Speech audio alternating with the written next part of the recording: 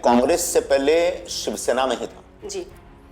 और मैं ये कह सकता हूं कि जो राजनीति में मेरी जो प्राइमरी एजुकेशन है, जो प्राथमिक शिक्षा है, वो शिवसेना में हुई और हमारे गुरु थे शिवसेना प्रमुख बाला साहब ठाकरे जी। संयोग ऐसा कि मुझे बाला साहब के पास ये सामना से जुड़ने वाले संजय राउत कि आपका एक इंटरव्यू मैंने देखा था, उसमें आप बोल रहे थे कि आपने सामने से ये डिसीजन लिया था कि मुझे पार्टी छोड़नी है और उसी रात को आपको मैसेज आता है, मेल आता है कि निष्कासित निकाल दिया किया गया। जाता है।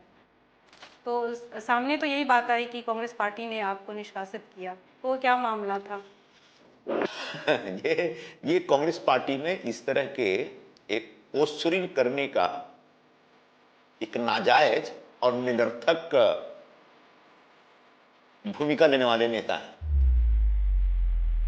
सर, जब आपने कांग्रेस छोड़ा, शिवसेना ज्वाइन करना था, पहले आप शिवसेना से जुड़े थे, तो उद्धव गुट वाली शिवसेना छोड़ के शिंदे गुट वाली शिवसेना में जाने का ही फैसला क्यों? पर जब मैं 2004 में लोकसभा हारा तो उसमें हमारी पार्टी के ही कुछ लोग थे जिनकी बड़ी खराब भूमिका थी और इसकी जानकारी बाला साहब को थी और मैंने दी थी। तो उन्होंने एक्शन? कोई एक्शन नहीं लिया गया। अगर हम शिवसेना छोड़े या फिर कांग्रेस छोड़े तो ये बहुत आसान सा फैसला नहीं था।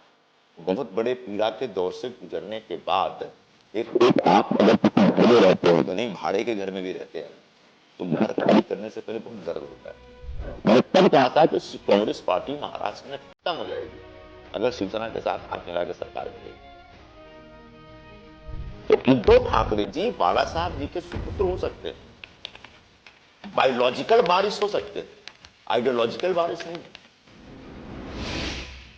अभी कांग्रेस के भविष्य की बात करें तो आप क्या देखते हैं कांग्रेस? बहुत अंधकार में कि जिस मनसे वालों ने बिहारी लोगों को यहां मारा है, पीटा है, उस मनसे को आप अपने महाविकास आघाड़ी में ले रहे हैं, एनडीए में ले रहे हैं। तो कांग्रेस पार्टी सहमत है क्या बताए? बाद में कांग्रेस पार्टी बोल रहे हैं हम नहीं अभी सहमत है। फिर मैंने कहा ये झूठ बोल रहे हैं, इनको ये बोला गया है कि बिहार चुनाव तक इसको टालो, बिहार चुनाव के बाद ले लेना।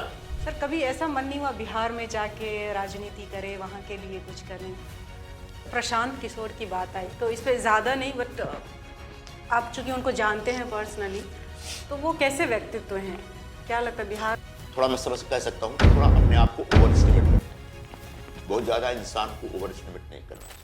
सर, संजय निरुपम की बात करें तो कहाँ आर्ट, फिर पत्रकारिता, उसके बाद पॉलिटिक्स में आने का कैसे प्लान बन गया? कैसे, जैसा कि आप बोल रहे हैं कि आपको म्यूज़िक, नाटक, इन सब में इंटरेस्ट था,